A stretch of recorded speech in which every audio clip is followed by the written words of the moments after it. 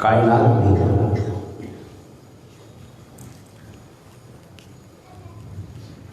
اللہ کی مخلوقات میں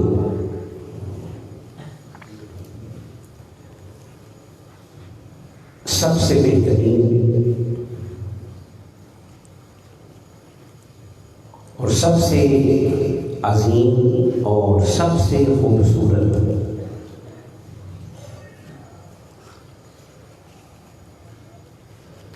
اور سب سے زیادہ باصلاحیت مخلوق انسان ہے۔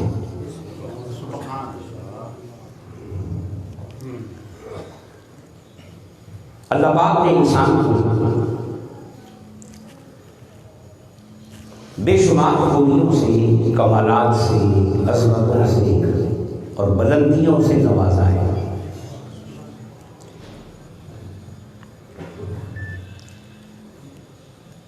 اور یہ کہاں تک پرواز کر سکتا ہے، اس کی اڑان کہاں تک ہو سکتی ہے، اس میں کوئی شک نہیں کہ یہ کہا جا سکتا ہے کہ اس کی اڑان بھی غیر محدود ہے۔ اب آپ پوچھیں کہ وہ کیسے ہے؟ تو حضور کی حدیث ہے، مولا فرماتا ہے زبان مصطفیٰ ہے اور فرمان خدا ہے۔ اسے حدیث قدسی کہتے ہیں۔ جب حضور یہ فرمائیں کہ مولا فرماتا ہے، اس انداز میں جب حدیث شروع ہو تو اسے حدیث قدسی کہتے ہیں۔ تو حضور نے فرمایا کہ مولا فرماتا ہے کہ انا عند ظن عبدی بی،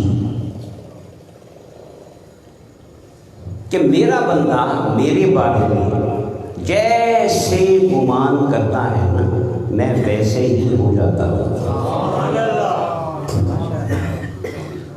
تو کیا یہ حدیث انسان کی اڑان، پرواز، عظمتوں اور بلندیوں کی طرف اشارہ نہیں کر رہی؟ مولا فرماتا ہے کہ میں سوچنا تیرا کام ہے، ارادہ کرنا، ہمت باندھنا، خواب دیکھنا، منصوبہ بنانا، اور مجھ پہ یقین رکھتے ہوئے تم جو چاہے گا وہ میں پورا کروں گا۔ یہ اس کا وعدہ ہے۔ تو یہ شرط بھی اللہ پاک نے انسان کو عطا فرمایا۔ تو کائنات میں جو سب سے بہترین مخلوق ہے وہ کون ہے؟ بولیے، انسان، بشرطے کہ اسے اپنے انسان ہونے کا احساس ہو جائے۔ انسان ہونے کا شیطان کی ہر وقت یہی کوشش ہے کہ اسے انسان ہونے کا احساس نہ ہونے دیا جائے، تاکہ یہ حیوان بن جائے، ڈنگر بن جائے، جانور بن جائے، شہوات کا شکار ہو جائے اور بستیوں میں ہی تباہ و برباد ہو جائے۔ اور مولا چاہتا ہے کہ میں نے تجھے کیا بنایا ہے، اور تجھے انسان ہونے کا احساس ہونا چاہیے۔ اور جب اس کو انسان ہونے کا احساس ہوتا ہے تو پھر یہ نفس کے تابع نہیں رہتا، نفس پہ غالب آ جاتا ہے۔ پھر یہ نفس کی مانگتا نہیں ہے بلکہ نفس سے اپنی منواتا ہے۔ میں 4 حوالے دوں گا، جتنی بات میں مکمل ہو گئی کہ انسان کا شرط کیا ہے۔ پہلی بات تو یہ کہ اللہ پاک نے انسان کو اپنے دونوں ہاتھوں سے بنایا، یہ پہلا شرط ہے۔ وہ جو مٹی سے پتلا بنایا، اس سے مٹی سے، تو کن کہہ کے نہیں بنایا بلکہ اپنے ہاتھوں سے بنایا۔ یہ بھی نہیں کہا کہ اپنے ہاتھ سے، فرمایا اپنے دونوں ہاتھوں سے، اپنے دونوں ہاتھ۔ یہ دونوں ہاتھ اس نے اس لیے کہے کہ ہمارے 2 ہوتے ہیں، کیونکہ ہمیں بات سمجھانا نہیں، تو مولا ہمارے لیول پہ آئے ہیں کہ جب تم پورا پورا زور لگاتے ہو نا تو دونوں ہاتھ استعمال کرتے ہو نا. تو میں نے بھی انسان کو بناتے ہوئے اپنی پوری شان اور قدرت کا مظاہرہ کرتے ہوئے میں نے بھی دونوں ہاتھوں سے بنایا ہے. اب ظاہر ہے کہ اس کے دونوں ہاتھ جو ہیں حقیقت میں تو وہ غیر معلوم تھے. تو یہ پہلا شرط ملا کہ انسان کو دونوں. اگلا شرط کیا ہے کہ وَنَفَخْتُ فِيهِ مِن رُوحِي، کہ جب انسان کے اندر میں نے جان ڈالنا چاہیے نا تو میں نے اپنی روح میں سے اپنی اس میں پھونک دیا. میں نے اپنی روح میں سے اس میں پھونک دیا تو یہ زندہ ہو گیا. تو مولا نے فرمایا جو زندہ ہے، باشعور ہے، سانس لے رہا ہے، چل پھر رہا ہے، تو یہ روح بھی میری روح میں سے آئی ہے. صرف یہ نہیں کہا کہ اس میں روح ہوگی، اپنی روح میں. یہ جو اضافت ہے یہ اشارہ کر رہی ہے عظمت انسانیت کی طرف. اور تیسرا شرف اللہ پاک نے کیا دیا؟ پہلا یہ دیا کہ انسان کو بنائے، اور دوسرا شرف یہ دیا کہ روح ہوگی اپنی. تیسرا شرف مولا فرماتا ہے کہ وَالَّذِي يُصَوِّرُكُمْ فِي الْأَرْحَامِ كَيْفَ يَشَاءُ. مولا فرماتا ہے کہ میں جو تمہاری شکلیں بناتا ہوں. تمہاری وہ بنایا تھا پتلا، وہ تو پہلے انسان کا پتلا تھا نا، پھر اس سے آگے نسل بڑھنا شروع ہو گئی. اب مولا فرماتا ہے کہ میں پیچھے نہیں ہٹا. وہ جو پہلا پتلا تھا وہ بھی میں نے دونوں، پھر روح بھی. اب میں ہر شخص کا چہرہ، ہر شخص کا اس کی ماں کے رحم میں خود بناتا ہوں. یہ اس نے تیسرا شرف عطا فرمایا. وَالَّذِي يُصَوِّرُكُمْ فِي الْأَرْحَامِ. یہاں جو بات قابل غور ہے کہ وہ یہ بھی فرما سکتا تھا کہ میں تمہاری شکلیں بناتا ہوں، مگر کہاں بناتا ہوں اس کا بھی ذکر. کہاں بناتا ہوں؟ فی الارحام، رحم مادر میں. رحم مادر میں تمہاری تصویر کوئی اور نہیں بناتا. مولا فرماتا ہے میں خود بناتا ہوں. لا الہ الا اللہ، اس کے سوا اور نہیں بنانے کا. ساتھ میں یہ بھی کہہ دیا اور میں غالب ہوں، حکمت والا ہوں. کیا ہوں؟ یہاں پہ حکیم پتہ کیوں کہا مولا کہ کسی کو بد شکل دیکھ کرنا تو نفرت نہ کرنا. وہ بھی میں نے بنائی ہے، وہ بھی.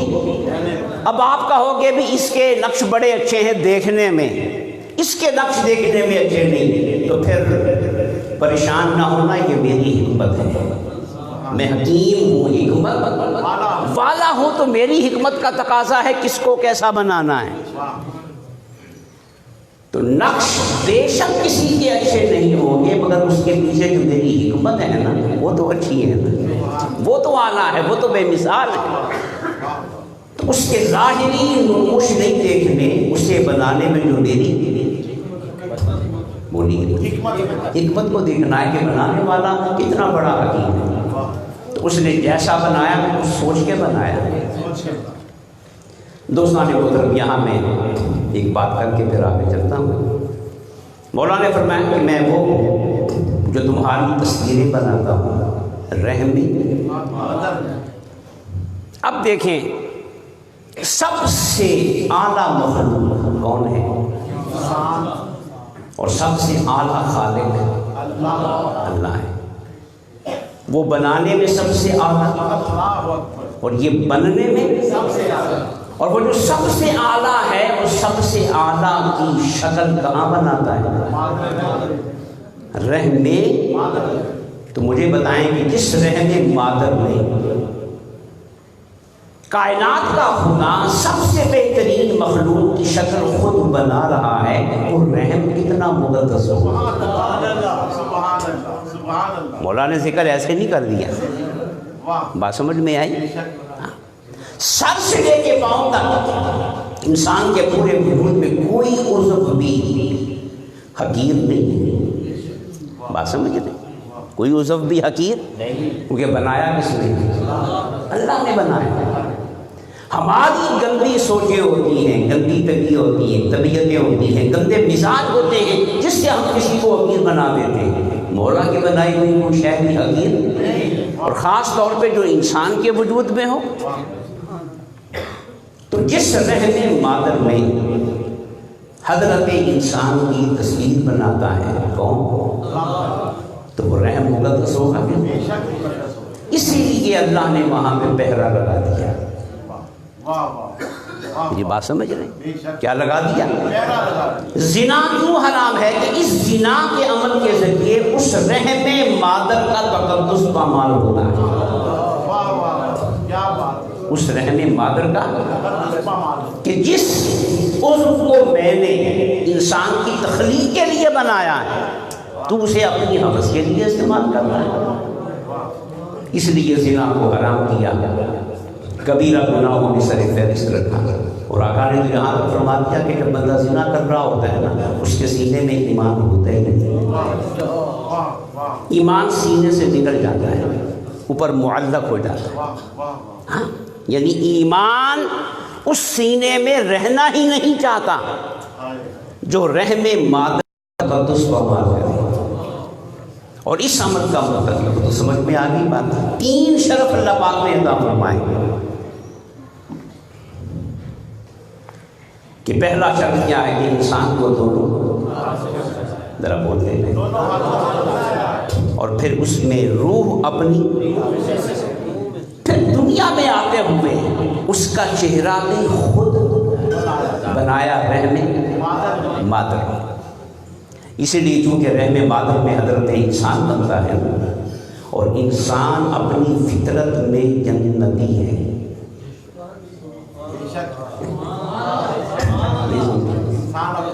انسان اپنی فطرت میں بھی، ہم پاکستان میں رہتے ہیں نا، کہ کسی بھی ملک میں چلے جائیں وہاں کی شریعت مل جائے، مگر دنیا میں پہچانے کی کس سے؟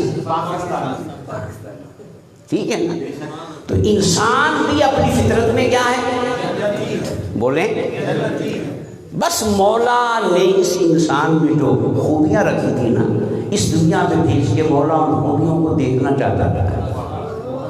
ان خوبیوں کو دیکھنا چاہتا تھا، اور خلیفہ بنا کے اس کی شان خلافت کا نظارہ پوری دنیا کو کروانا چاہتا تھا.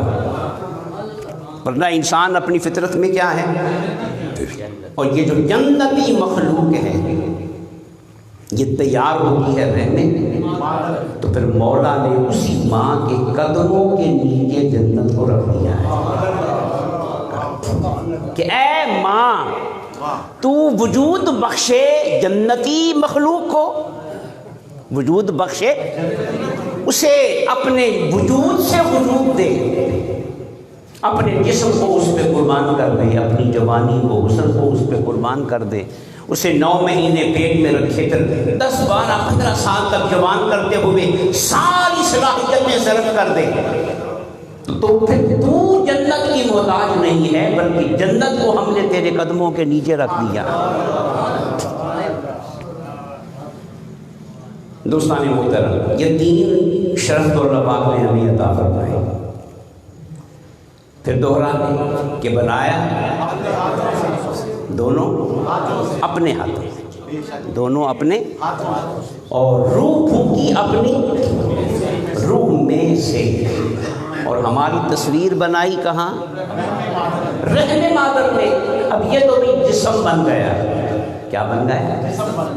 پھر اس مقدس انسان کو سجانے کے لیے، سنوارنے کے لیے، شیطان سے بچانے کے لیے، اور بستیوں سے نکال کر بلندیوں پہ فائز کرنے کے لیے مولا نے آمنہ کے لال کو بھیجا.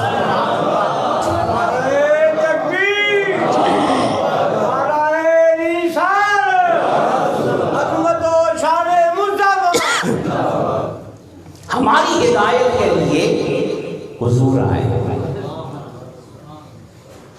ہمیں سنبھالنے کے لیے، ہمیں، اور حضور کی آمد کا مقصد صرف انسان کو سنبھالنا تھا۔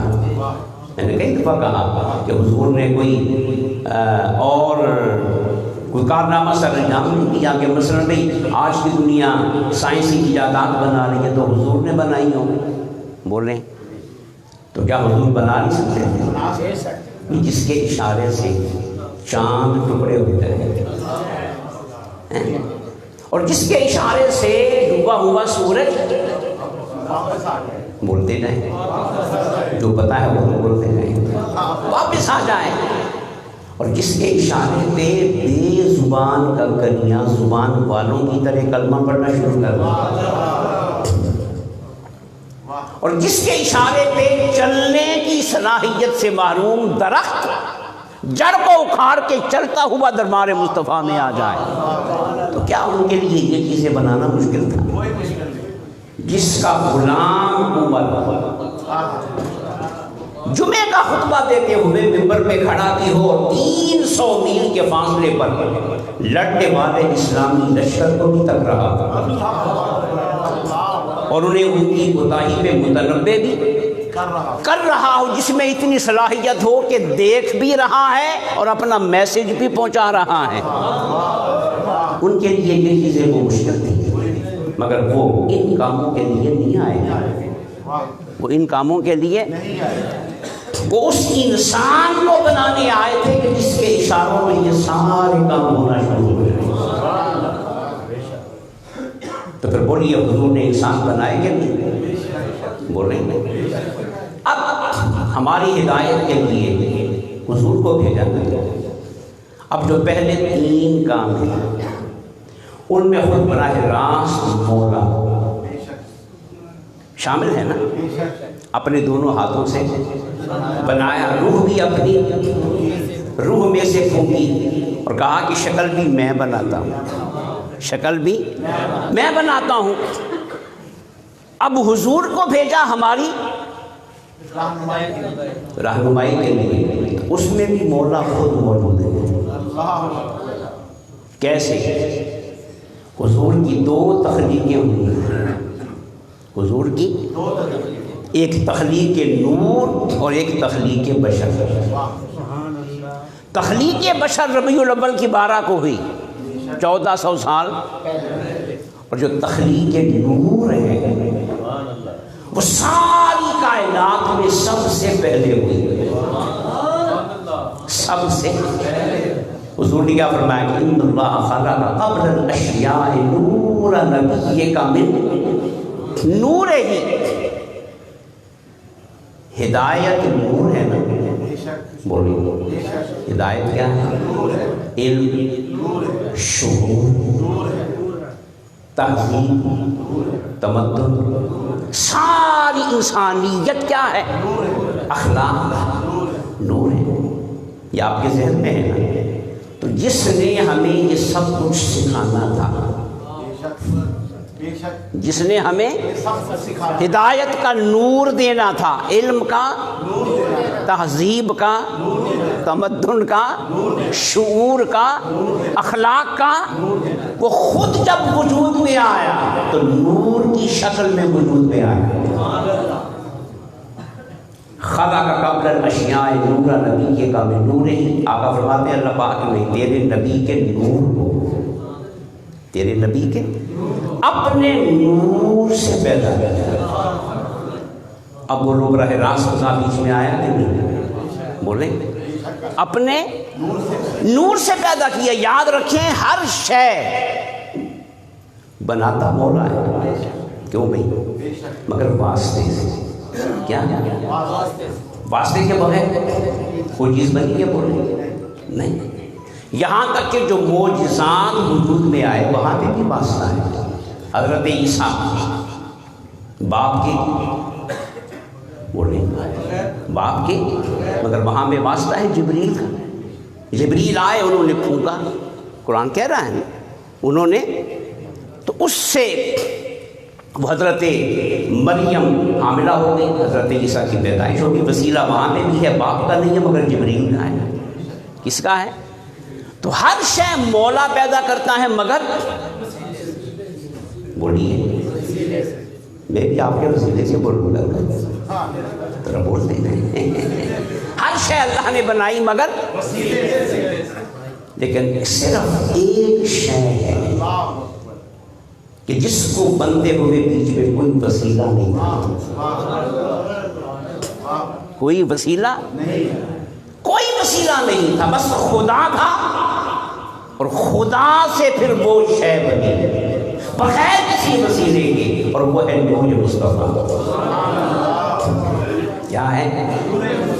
اب سمجھ جائیں کہ جو وسیلے کے بغیر نور بنا ہے خدا کے نور سے، وہ کتنا عظیم ہوگا، بولیں کتنا عظیم ہوگا، اور اس کو بنایا تھا ہماری ہدایت کے لیے، ہماری۔ تو پھر مولا نے کہا اے انسان تجھے بنا رہا ہوں دونوں، روح پھونک رہا ہوں اپنی، اور ماں کے پیٹ میں تیری شکل بھی بنا رہا ہوں میں خود۔ اب اس پہ کرم والا کرم یہ ہے، اور سارے شرفوں کی عزتوں کی جان یہ ہے کہ تیری ہدایت کے لیے جسے بھیج رہا ہوں نا، وہ بھی کوئی عام بشر نہیں ہے، وہ میرے نور سے پیدا ہونے والا براہ راست نور مصطفیٰ ہے۔ تو پھر سمجھ جا کہ وہ ہدایت کے اس اعلیٰ مقام پہ فائز ہے۔ واسطے بڑھ جائیں تو معیار ذرا بولیں کم ہو جاتا ہے، واسطوں کے بڑھنے سے، اور واسطے جتنے گھٹتے جائیں تو معیار، اور جہاں سرے سے واسطہ ہوئی نا، بولیے جہاں سرے سے، تو وہاں کتنا اعلیٰ معیار ہوگا، کتنا اعلیٰ معیار ہوگا۔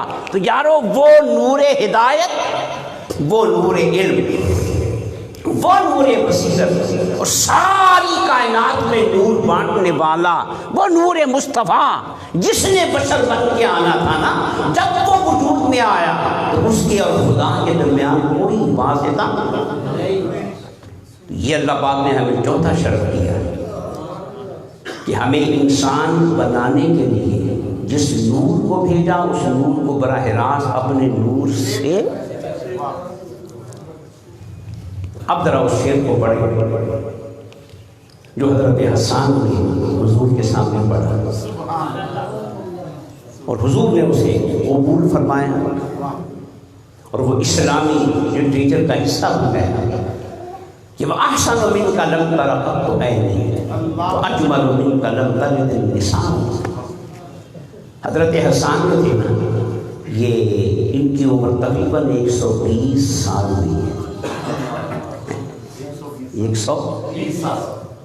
انہوں نے جب حضور کو دیکھا تو 80-90 سال کے تھے، ہاں ٹھیک ہے، شاعر تھے، اور کہا جاتا ہے نا کہ شاعر معاشرے کی آنکھ ہوتا ہے،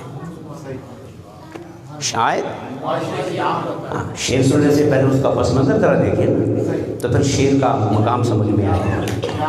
شاعر کیا ہوتا ہے؟ معاشرے کی، وہ ہر شے کو بہت دیکھتا بھی ہے، تجزیہ بھی کرتا ہے، گہرائی میں اترتا ہے، پھر اپنے جذبات میں اس کو بیان کرتا ہے اپنے الفاظ میں۔ اب حضرت حسان کا مشاہدہ کتنا ہوگا، عمر کتنی ہے؟ 120 سال ہے نا۔ اب جب وہ کہیں گے کہ وَأَحْسَنُ مِنْكَ لَمْ تَرَ قَطُّ عَيْنِي، یا رسول اللہ آپ سے بڑھ کے حسین میری آنکھ نے کبھی دیکھا ہی نہیں،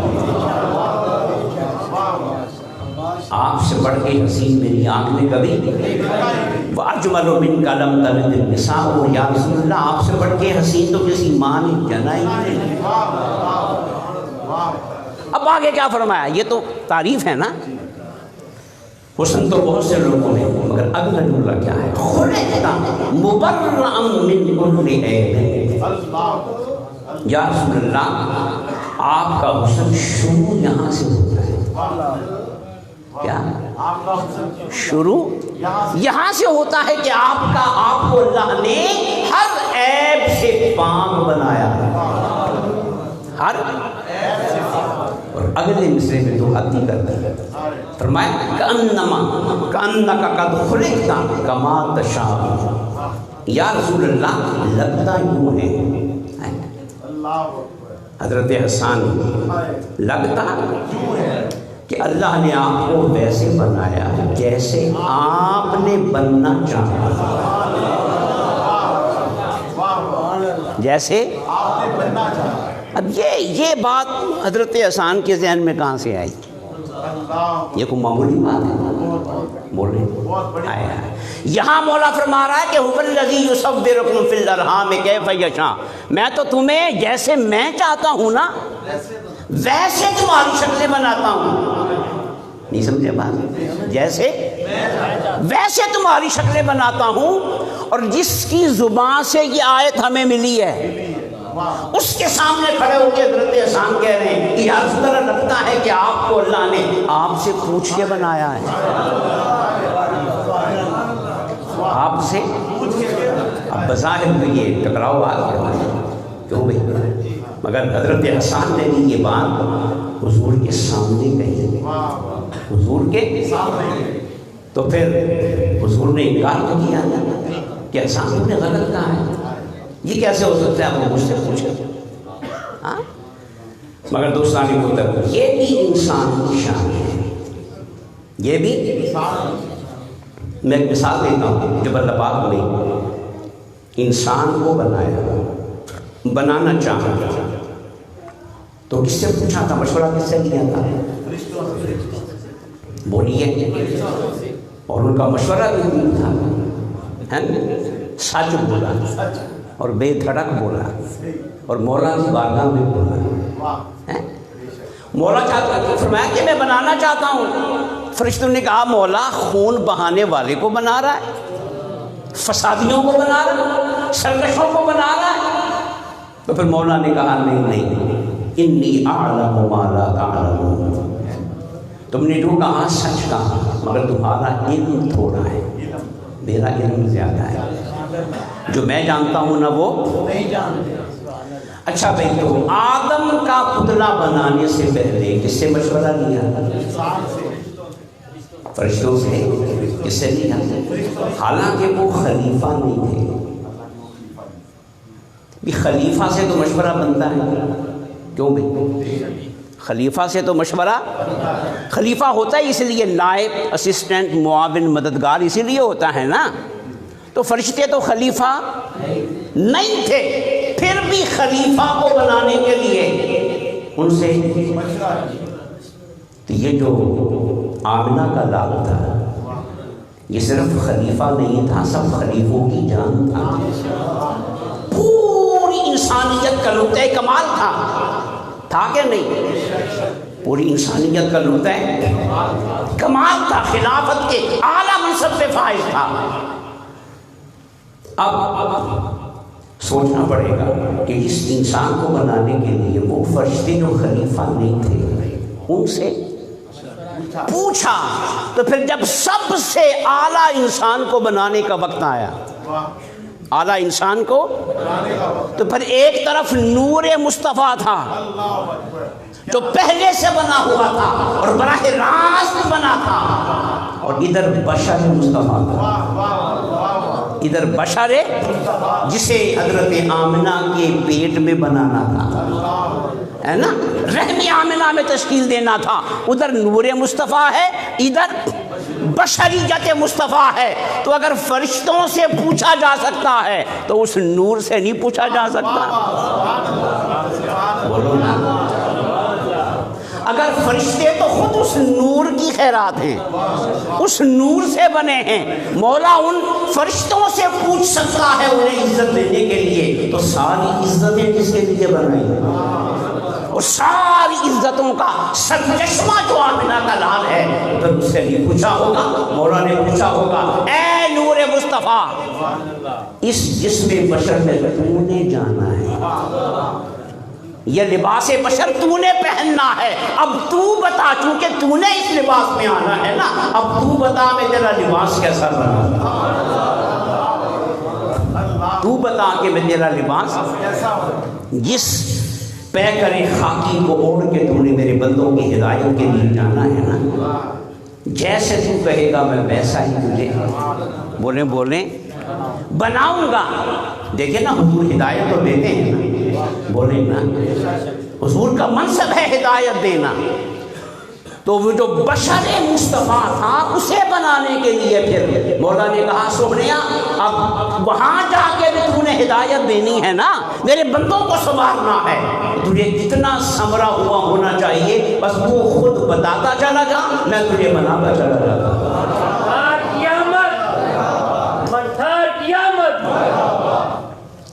اور دوستان وطن یہی ہمارا اعزاز ہے، یہی ہمارا کہ کتنا وسیع نور تھا، نور مصطفیٰ ساری کائناتوں پہ چھایا ہوا تھا۔ 6 فٹ کے جسم میں آنا اس کی شان نہیں تھی۔ غور تو کرو، اپنی قسمت پہ ناز کرو، کتنا بڑا تھا اور کتنے چھوٹے جسم میں ہمیں سنوارنے آ گئے۔ وہ تو ساری کائناتوں میں چھایا ہوا تھا، اس کا حسن ساری کائناتوں میں بکھرا ہوا تھا، وہ کہیں سمانے والا نہیں تھا، مگر لقد من اللہ علی المؤمنین اذ بعث فیہم رسولا۔ ایمان والو، آسمان بنا کے میں نے احسان نہیں کیا، زمینیں بنا کے میں نے احسان نہیں کیا، جنتیں بنا کے میں نے احسان نہیں کیا، تمہیں زندگی دے کے بھی میں نے احسان نہیں کیا، علم دے کے بھی میں نے احسان نہیں کیا۔ یہ ساری نعمتیں اس قابل ہے ہی نہیں کہ میں اتنا بڑا مولا ہو کے ان پہ احسان جتلاؤں، نہیں، مگر سنو، جب ساری کائناتوں میں پھیلے ہوئے نور مصطفیٰ کو سمیٹ کر آمنہ کا لال بنا کے تمہارے اندر بھیجا ہے نا، تو میں نے واقعی احسان کر دیا۔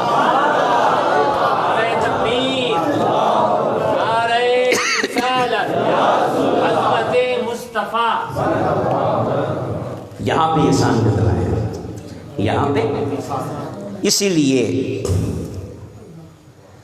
حضور کے قریب سب سے زیادہ کون تھے؟ سیدنا صدیق اکبر، یار حضر بھی ہیں، یار سفر بھی ہیں، یار غار بھی ہیں، اور یار مزار بھی ہیں، اور حضور کے ساتھ اتنا تعاون کیا کہ آقا فرماتے ہیں کہ میں نے سب کے بدلے چکا دیے ہیں سوائے ابو بکر۔ اس کا بدلہ میں دنیا میں قیامت کے دن مولا سے قیامت کے دن اتنا بڑا ابو بکر جس نے 3 راتیں غار میں یار کے ساتھ، ان 3 راتوں میں سے ایک رات کی تمنا کرتے کرتے عمر دنیا سے چلا گیا، اتنا بڑا ابو بکر۔ تو حضور نے ایک دن ان سے کہا تھا کہ وعزت ربی یا ابا بکر وعزت ربی لم یعرفنی حقیقت غیر ربی۔ ابو بکر تو میرے بہت قریب ہو، بہت قریب ہو، بہت قریب ہو، مگر کہیں اس مغالطے میں نہ پڑ جانا، کہیں اس کہ تم نے مجھے پہچان لیا۔ وہ اگرچہ شاعر کہتا ہے نا پانا بھرے کے انا بشری، پنجابی کا شعر ہے، پانا بھرے کے جانن والیاں جان لیا، جانن والیاں، مگر پھر بھی حق تو ادا نہ ہوا۔ کہا ابو بکر میرے رب کی عزت کی قسم کبھی اس مغالطے میں نہ آنا کہ تم نے مجھے جان لیا ہے۔ لم یعرفنی حقیقتا غیر ربی، تم نے جسے دیکھا ہے نا وہ میری بشریت ہے، حقیقت نہیں، وہ میری بشریت ہے، حقیقت نہیں، میری حقیقت کو میرے رب کے سوا کوئی جانتا ہی نہیں، کوئی تو بات سمجھ نہیں آئی۔ اس لیے وہ میں نے سوال کیا نا کہ حضرت حسان کے ذہن میں یہ بات کہاں سے آئی کہ اللہ نے آپ کو ایسے بنایا جیسے آپ نے بننا، اس کا بھی ایک جواب ہے۔ جب حضرت حسان نے نعتیں شروع کی نا تو حضور نے ایک دعا دی تھی، اللہم ایدہ بروح القدس بولا یہ حسان تیرے نبی کی نعتیں پڑھتا ہے نا، تو جبریل کے ذریعے اس کی تائید فرما۔ یہ دعائے مصطفیٰ ہے، کس کے ذریعے؟ جبریل کے ذریعے اس کی تائید فرما۔ اب پتہ ہے جبریل کیا لاتا ہے؟ مولا کی بارگاہ سے کیا لاتا ہے؟ وہی، سب نبیوں پہ وہی مولا ہے۔ تو حضور نے عرض کی مولا یہ جو میری نعتیں پڑھتا ہے تو میری نعت پڑھنا کو سوکھا کام ہے، تو جبریل ان کو بتائے گا تو یہ میری تعریفیں کریں گے نا۔ جبریل ان کے ذہنوں میں ڈالے گا یہ سونے کی شان ہے، یہ سونے کی شان ہے، تو یہ بیان کریں گے نا۔ ایدھو بروح القدس، مولا قیامت تک جو میری نعت پڑھنا چاہے نا، جبریل کے ذریعے اس کی تائید فرمانا، تاکہ اس کے لفظ اس قابل ہوں کہ میری بارگاہ میں پیش کیے جائے، وہ میری نعت کے بارے میں کچھ کہہ سکے۔ حق تو ادا نہیں نہ ہوتا، کچھ کہہ سکے۔ تو حضرات محترم، اللہ پاک نے انسان کو 4 شرف دے دیے، پھر دوہرا لیں کہ بنایا دونوں ہاتھوں سے، روح پھونکی اپنی اور چہرہ بنایا رہنے، اور ہمیں ہدایت کے لیے جو نور بھیجا بشر میں ڈال کر اس نور کو بھی براہ راست سب سے پہلے اپنے نور سے اللہ ہمیں اس نسبت کا حیا کرنے کی توفیق عطا فرمائے، اور حضور کی تعلیمات سے اپنے آپ کو سجانے کی توفیق عطا فرمائے۔